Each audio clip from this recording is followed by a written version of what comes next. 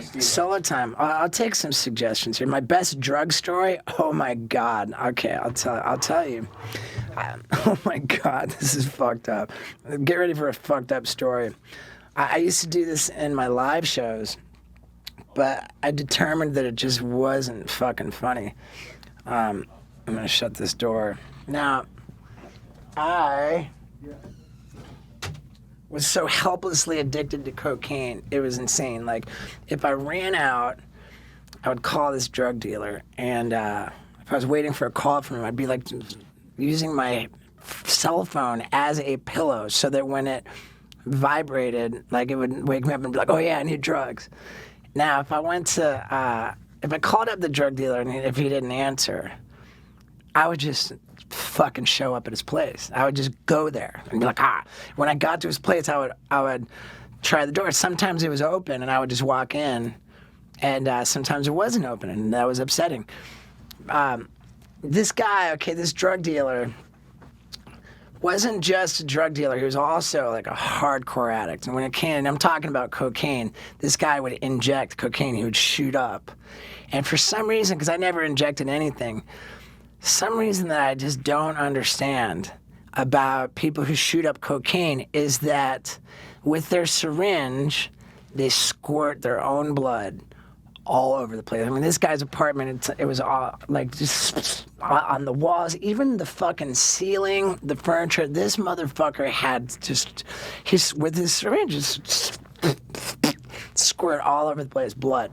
So and sometimes when I showed up and I would walk in, I'd find the guy like sitting there with literally needles fucking hanging out. I felt like it was hanging out of his neck one time, and he was sitting there, and I walked in, and he was like, oh, hey, what's up, dude? And he pulls the needle out of his neck, like, oh, hey, what's up, bro?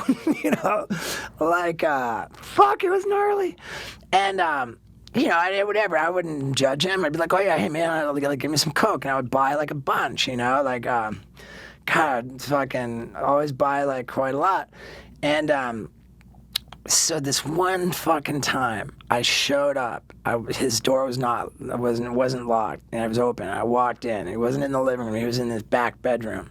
It was like a guest house kind of a deal, and it wasn't like an apartment, but it was. It was like a guest house. He went like through the back of someone's driveway, and then he was in the back. And I walked in, so he's in his bedroom in the back, and like the dude's like, he wasn't dead, obviously, but he was just not responsive. He had, I guess, been awake for so many days that there was no fucking waking this guy up. And he's like, I'm like trying to wake him up. Yeah, I need fucking drugs, and there's no getting this guy up. So fuck, man, like, I just finally was like, okay, fuck, he's just sleeping so heavily, I'm just not going to get him up. So I went myself into his living room to the table where he would weigh out all of his drugs. And there was, from him weighing this guy sold so much fucking drugs that on the table itself, there was just like a fucking residue of cocaine. It was just built up. And I was looking at it, like, I knew that if I took a card that I could scrape up like the gnarliest pile of cocaine. I just knew it. I'm just gonna go. I want drugs, and I'm gonna go fucking help myself. I'm gonna go scrape. So now I go and I sit down at the table and I'm looking at it. There's cocaine all over it, but like I said, the motherfucker squirted his own blood everywhere. So it's like cocaine with blood. Like little like splatters, like thin, and I'm like, fuck, this is a terrible idea. Like this is fucking bad. And I'm like, and I just start scraping up fucking cocaine. I can like visibly, like in the pile I'm scraping, like I can see specks of blood. And this is how fucking bad I was addicted. Sat there and fucking snorted the motherfucker's blood, dude. What the fuck did I just walk in on? Yeah. It asked me for my craziest drug story. That was on my... I wanted to ask you that. Well, I guess I'll have to watch the video back. I just dropped the hammer, I walked in, dude. And Steve-O literally said, and I snorted his blood. I snorted the motherfucker's blood, dude. Oh, my God. Oh, my God. I wrote about that story in my book, And I guess, like, I should say this. I go on podcasts all the time. I never fucking really promote shit. Like, you're right that I've had a fucking crazy life. And I have not only a book, it's a New York Times bestseller, and on top of this is unheard of for a bestseller. The average customer rating on Amazon for my book is a full 5 out of 5 stars. There's no partial stars. This is It's a fucking bona fide, full-on 5-star New York Times bestseller. It's called Professional Idiot. Professional Idiot, available on Amazon. No, but fuck Amazon because don't go to Amazon. On my website, I autographed every copy. I autographed every single copy, and like, and That'll get you 5 stars. Yeah, and I a lot of people, they charge a lot for merch online. Like, I got signature Steve-O sunglasses for $18. You know, that's actually pretty amazing. I got T-shirts $20. You know, that's actually that is amazing. I have autographed books like $25 for fucking fully autographed. So what is your autographed? It's Steve-O.com. So if you guys want some Steve-O swag.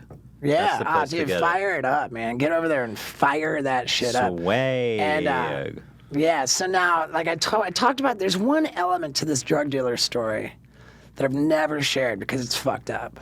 It's fucked up. Let's hear it. Now I'm intrigued as hell. And the guy remains anonymous. I've never not that anybody would know him anyway. He's a fucking drug dealer from a long time ago. But we both got sober, right? Like I got sober first. And then he started showing up like in places where sober people go. At one point, the guy, I saw him at a place where sober people go. I can't believe I'm about to fucking say this. The fucking guy, he says, "Hey man, can I talk to you?" And he like pulls me aside with a fucking private conversation. And he's like, "Hey dude, I know that at one point you snorted my blood." I really missed the beginning part of the story, but I'll go with you. I'm gonna follow you. And he's like this was years after the fact, so who knows when? But he was like so fucking I have to tell you, fucking he came up HIV positive, dude. He wasn't fucking with you. No, dude. What the fuck? How did you feel at that? Well, I didn't give a fuck because I had at that point already been clean and sober for years and like routinely fucking tested. You knew you were clean. I had been tested for HIV so many times over and over. Right. And that's the thing about it is that. God, what? It's that fucked up, dude. Wait, hold on. That's an important detail. You didn't just snort blood. You have to include, I snorted the blood HIV of. Well, at the time, the reason why the blood was there was because the guy's an intravenous drug user, and there's something about. Why the fuck do you snort his blood? Wait, I need to know that. Do you have I'll go back to watch it. I'm not telling you. You're gonna have to watch your own podcast. I'm gonna have to watch my own fucking video of that. Podcast. Oh my god.